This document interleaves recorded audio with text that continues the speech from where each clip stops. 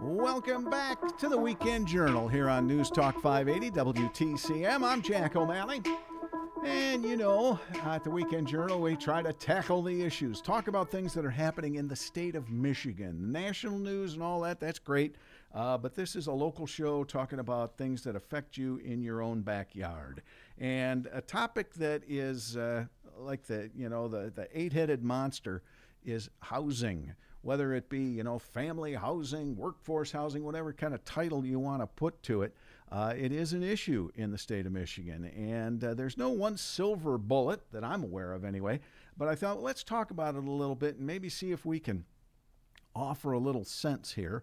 And with me to do that is Tony Lentych. He is with the Michigan State Housing Authority. He is the Deputy Director, the Chief Housing Investment Officer.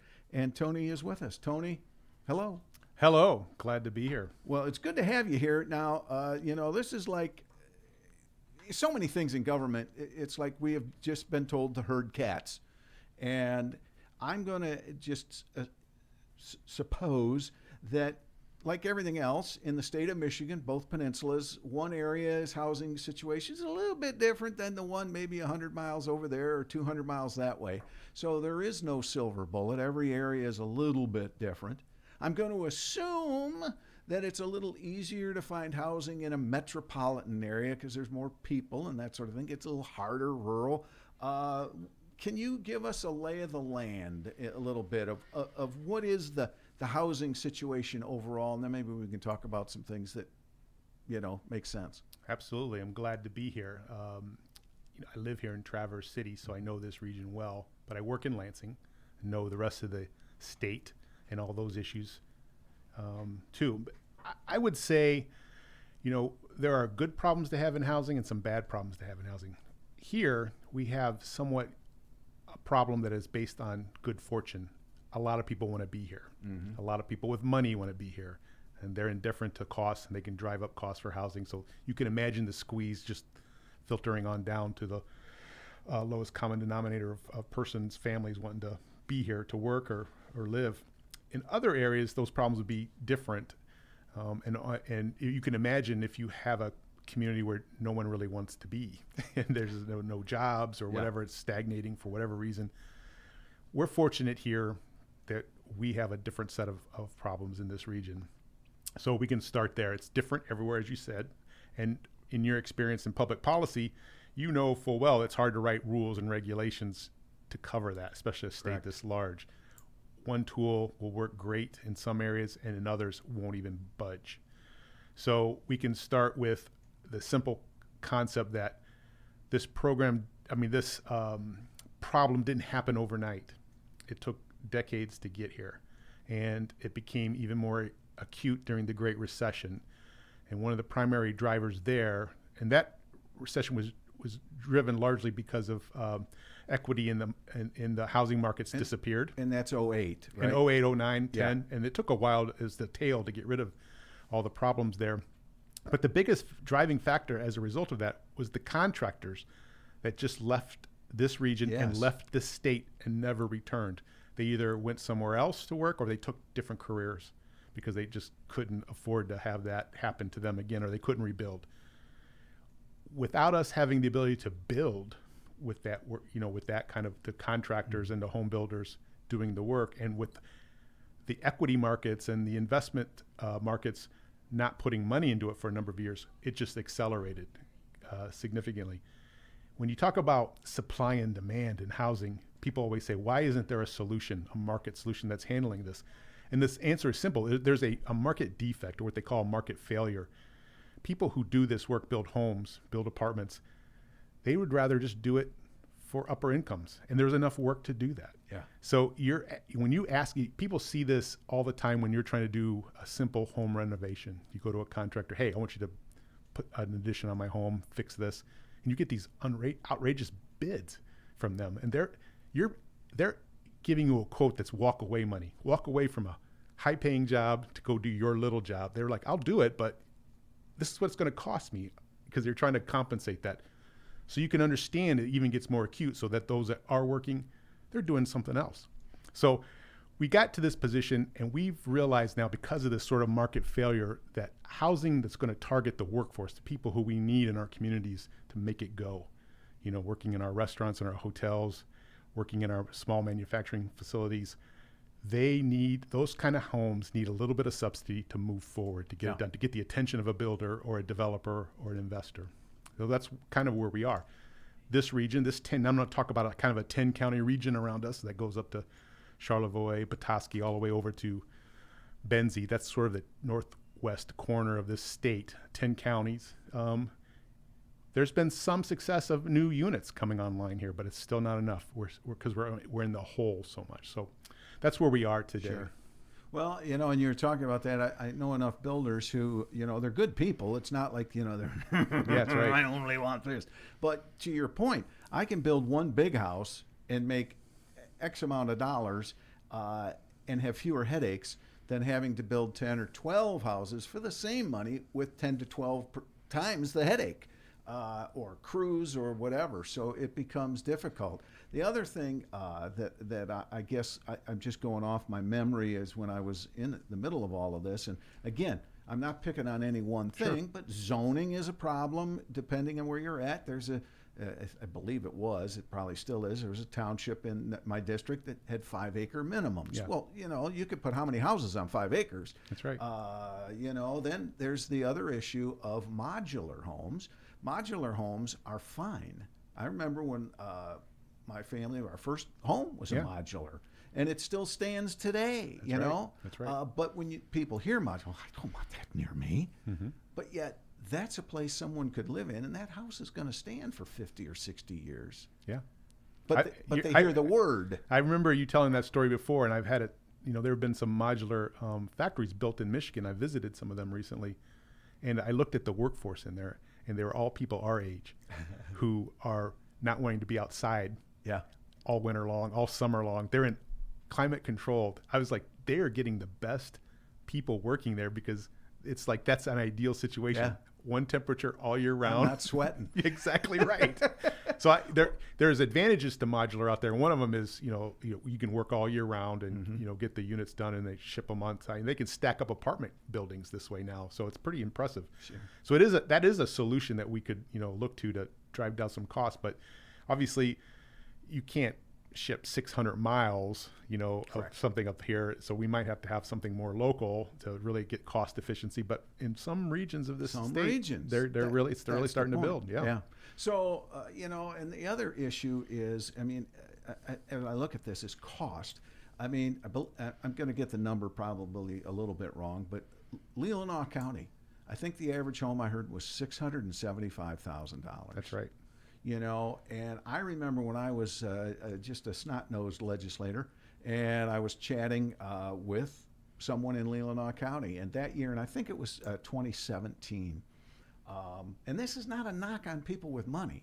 I'm not trying to identity politics or anything, but this is a situation this district or this region has, is that year, I believe it was a dozen, it was in that ballpark, homes that were purchased for $1 million to be knocked down and have a new home built. Yeah. Which is, it's your prerogative. That's right. But that just drives everything up. That's right. And I'll be honest, I just bought a small home because it's just me. And thankfully, the person who built it said, well, I want to really figure out how to build affordable homes for people. And, when I was looking for a home, it's crazy, because everybody wants to live near the city or this or that. And I'm sure it's the same way everywhere else. And the other issue that we have, okay, I might be stumbling a little further off base here than not, but, one of the things I hear in Traverse City, and it's a noble cause, but it's the homeless situation. Right. And the terms they use, and I'm a guy who believes words have meaning. And when I hear them say this is the committee or whatever to end homelessness, I want to say you never will end homelessness. That's right. So don't have this fake, goal. Have a realistic goal. You want to affect homelessness. And, we've got a situation in Traverse area, and I'm sure it's similar. You've got the homeless. You're trying to find them homes. But are those the homes that the workforce should be living in. Yeah. So let's look at two extremes here. We can talk about homelessness real briefly, about the housing of that, but that's a whole subset category of housing. And what do you need? It's called supportive housing. Supports have to help people learn to live alone in an apartment and get a job and move forward in life. But you're right. There's always going to be people in there. Always. So you have to account for the fact that we may need an X number of apartments. Let's call it, I think their goal here locally is 150 to 200 apartments that are dedicated to deep supportive housing that will handle people who are homeless, because that's the estimate of what they always will have, some homeless people that we can house or whatever. But you're right. It's always going to be there and it always has to be funded. But go to the whole other side. We don't even have enough housing for doctors and lawyers and engineers moving to this region either. And there's just not enough. And it's hurting employers who are having trouble recruiting and retaining folks. When I was working here in the Traverse area, that we heard from HR professionals all the time who were like, I went to school to study human resources. We never talked about housing in school. And that's all I talk about around here is how do I house my workforce? And so if we're not building enough anywhere, and there's different programs and tools you can do to affect both. But I would always argue that if you build enough homes on the high end, there's a trickle down effect that people can move up or around. We also have a problem structurally in this state that people stay in their homes way too long. A family, mom and dad raise their kids, they move on, they stay in the house because it's the cheapest tax rate they get. If they move, they get reset, and they buy something else. So they stay and they're in a 4-bedroom, 5-bedroom. That's a family home that's being not maximized use. It should be for the next family. It's tough to make that decision to leave because you have to find the right kind of housing for, that pre-senior level that is fun and what have you, but it's not, and it's affordable to that household, but it can open up a housing unit for a family behind them. So we should spend time thinking about all aspects of the housing continuum, as they call it, and who's doing what and where, and how we're encouraging or discouraging the housing on that level. All right, so I want to get to some solutions or hopeful solutions in a second, but I should tell you folks, we're chatting with Tony Lentych, Michigan State Housing Authority, MSHDA. He is the Deputy Director and Chief Housing Investment Officer.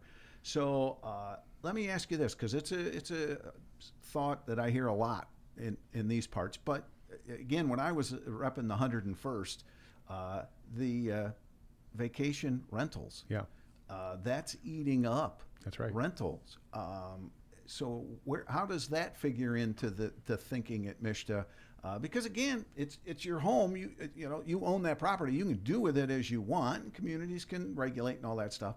I'm not against it, but it is an issue.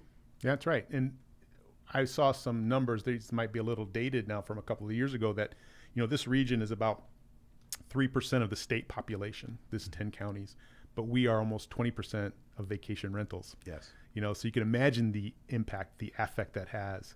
I would say, I'm not going to jump into whether we should regulate or whether they should pay some sort of fee to help fund workforce housing. There's all these solutions that people kind of propose from time to time, but they have an impact, and you can't pretend they don't. And you have to figure out how to be smart about that kind of growth. You're not going to stop it, nor should you, because that's part of our economy. Yeah. That's the tourism and what have you, whatever it might be. This is important to not be adversarial to those who want to do that. It's a lot of jobs too. A lot of people are making some dollars. It's usually in locally spent monies, which is always a good thing. So I would simply say, if you can control it in any way, it's like where it is. Because if they're taking homes that are for families and turning them, you have a bigger problem than building something that's got some density that looks more like an apartment, a nice apartment building that's going to be condoized and people can do Airbnb in their units and save a unit for themselves, save their unit for several months for themselves, and then the rest of the year it's Airbnb. That's a whole different, that's an ideal situation. So you're paying a tax rate that's appropriate. You still have the people who want to be here for a few months and then they're renting it out other times. But it's when it's in the neighborhoods and it's taking homes that families or who would be going to sending kids to school and stuff like that. That's a more acute problem. I don't have an answer for that, but it is part of the issue that's causing the stress on everything else we're trying to do. So it just and I want to turn now to because I know that at MSHDA you guys go into your secret little room and you come up with all the answers, yeah, right? That's right. So before we get to that, I do want to throw out that idea that when you just to give the listener a little smidgen of when you come up with an idea in the political realm, there is always somebody who's going to say, no, you can't because it affects me. Mm-hmm. Give you an example. One of my thoughts with the housing and the Airbnb stuff, I said, one of my comments was, well, what if we were to say, look, in a certain area that you designate as a home desert, whatever you want to call it, an area, a certain county region, to say, look, if you are a person who owns rental property, if you rent it to a family or a person for 12 months, a year, you don't have to, you can claim that as a homestead property. Yeah. And maybe to get them to not put it into the Airbnb type, the vacation rental. Schools. Whoa, wait a minute, because those homes that are outside the homestead, they're paying extra, and that's going into the school fund. Not saying anybody's wrong, but just as that anything we're going to mention here, there's going to be somebody who doesn't want it. Yeah. So I would point on the schools. I have yet to meet a superintendent in rural areas that would rather have the student than the full tax rate, because an empty building or a half empty building is trouble. It's the cost. They want the little kids first and foremost. They love the fact that they're little, like vouchers. You get $9,000 a kid from the state. Some areas, some are out of formula. I get it, but for the most part, that's what these rural superintendents are trying to do. And I have to tell you, I go around the state talking to groups about housing a lot, and the most hostile crowd I ever talked to was a room full of rural public superintendents, school superintendents. They were so mad that housing is an issue that they have to deal with, because like all the stuff we have to deal with, school shooting training, all this stuff, lack of money, finding teachers, housing is now on my top 3 issue list. They were mad. They were blaming me for it. I totally understood their problem, because that's another group like HR people that they never studied housing. Sure. And it's a big issue. Where do I put my teachers? How do I do it? Should I buy a house and put a teacher in it? Is that smart? It's like one of those things they're thinking about doing it. Yeah. So. Well, more and more employers are talking about or trying to say, hey, we'll build a workforce housing apartment building or something. That's right. We created a program to support that initiative because it's so acute in some areas that we want to help match those dollars that are going to benefit those employees. Yeah. Yeah, and maybe I'm wandering here, but some of the ideas get so wacky. Like O'Malleyville? Do you remember that one? I don't. You told me about you wanted to create O'Malleyville. This is several years ago, but you weren't wrong, but I just love the name. Yeah, gosh, you're going to have to remind me of that one. I have so many great ideas. Yeah, I forget about them all. No, I was going to comment. That group that wanted to build the hostel downtown Traverse City for workforce housing, people sharing bathrooms and things. I'm thinking, who wants that? I know it's one of those things when you look at HUD regulations on how to appropriately, adjust rents for them if we have subsidy in it. That's not even on the page. You have to find this secret level where they have, shared bathroom. It's called SRO, single room occupancies, where you have shared bathrooms, shared kitchens. That's even the lowest rents you can charge. All right, so what are some of the things that MSHDA is looking at saying, and statewide, it doesn't have to just be Northwest Michigan. What are some things out there? How can you guys help us, if you will, the rest of the state? And what can the rest of the state do to help themselves? That's right. We have a philosophy. I went to work at MSHDA almost 2 years and 3 months ago to work for Amy Hovey, our director, and she had a new vision that she wanted to implement. We're trying to have MSHDA in a position we try to say yes to deals that local communities want. We want to be as favorable and supportive as we can. So communities that are getting ready and are supporting deals one way or the other, they're putting a little bit of money in it or whatever they might be doing, look better in our competitions. Mm-hmm. So that's important for these communities to be ready and try. I've seen it a lot. I saw it in Elk Rapids around here. They found some property that they thought was underutilized, and they're putting housing on it, and that deal looked good to us because this little village did so much work for it. So that's a big part of it, is getting ready and being supportive. The myth that developers are greedy and want these subsidies that you might need to give them to get a deal, make it happen, is not necessarily true. They make money. So they are not going to do anything for a loss. That's just not smart business. Makes sense. Everybody should understand that. So they may start with just a natural little profit on something, so they have a little bit of buffer to reinvest in the property should anything go wrong over 15, 20 years, which is generally what a mortgage is for an apartment building, is similar to like a home, anywhere from 15 to 30 to 45 years. So if you want something with multifamily, or if it's just single family, you've got to figure out how to fund it. And it always requires a little bit of assistance at the local level, whether it's a little bit of a tax break through a pilot or a TIF or something to that effect, then some amount of subsidy. That'll move a deal from the drawer or the shelf into reality. And that's what you want as a community. What's the least amount you can do to get what you want? Sure. I will tell you, I do support communities that say, okay, we have an expectation of a developer that shows up. And as long as you're open what that is, and it's not changing from time to time, you'll still have people showing up to do the work.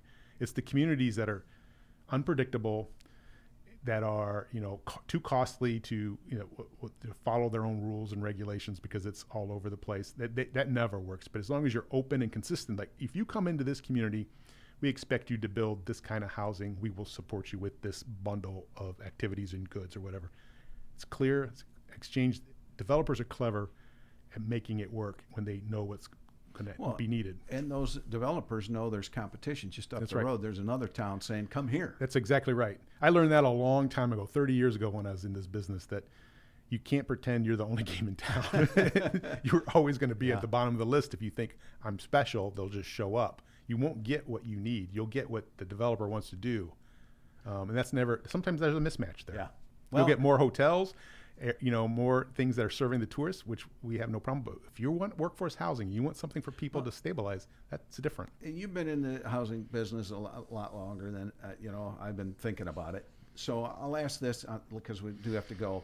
But I see this move for apartment buildings. Yeah. I get it. You can build up and you get a lot on one. But at some point, I still think that we Americans want a little chunk of grass. They do, yeah.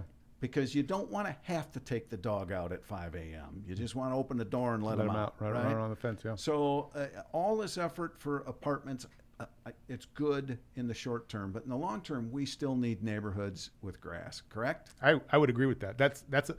Home ownership still stabilizes communities to this day. And it's, whether or not you agree it's a long-term equity provider to family wealth, you can argue that, but it's still stabilizing. Yeah. And that's what you want. Somebody gets in a community and they are part of it. They're going to be more likely to be involved in some of the civic activities. They're going to raise kids there, stuff like that. If you're an apartment dweller, you're more mobile. And some people, that's what they want, right? They want to be mobile because they don't feel comfortable enough or welcomed enough to be there. They'll do a job and then leave. Sure. You want to be welcoming to that family. That workforce is going to, that workforce family. And then they let them raise comfortably at families, be in the schools and just afford life. It's not that much. I've always said that the Traverse City region is one of the few communities I've ever been in that could have it all. We have enough resources, enough smart people, that's for sure. We seem to have more lawyers than anything I've ever seen in my life. They're all over the place. We can figure things out if we just try to get over ourselves and that fear you mentioned earlier.